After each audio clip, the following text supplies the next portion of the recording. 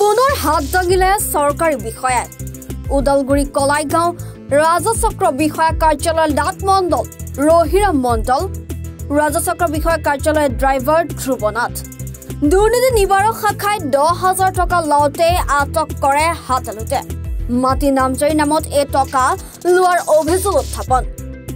driver ধ্ৰুৱনাথৰ জৰিয়তে সংগ্ৰহ কৰিছিল টকাখিনি ব্যুৰো ৰিপৰ্ট এনি ভাৰত 24 ৰব আপুনি যে এটা অপৰাধ কৰিবলৈ গৈ আছে আপুনি জানেনে এই নাবালিকা গৰাকীক এতিয়াই বিয়াত বহুৱাটো যে এটা অপৰাধ আপুনি জানেনে অপৰাধ কেনেকৈ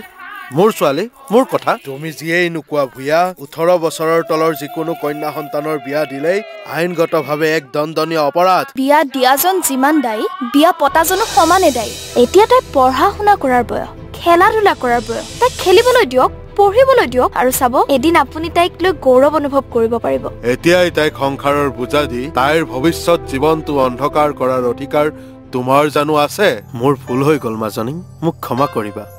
শিক্ষা লৰা ছোৱালী উভয়ৰে প্ৰাপ্য আৰু অধিকাৰ আপোনাৰ কন্যা সন্তানক তাইৰ এই প্ৰাপ্যৰ পৰা বঞ্চিত নকৰাব বাল্য বিবাহ ভাৰতীয় আইনৰ দ্বাৰা বিহিত এক দণ্ডনীয় অপৰাধ এনে অপৰাধ কৰি আপোনাৰ কন্যা সন্তানৰ ভৱিষ্যত অন্ধকাৰৰ মাজলৈ ঠেলি নিদিব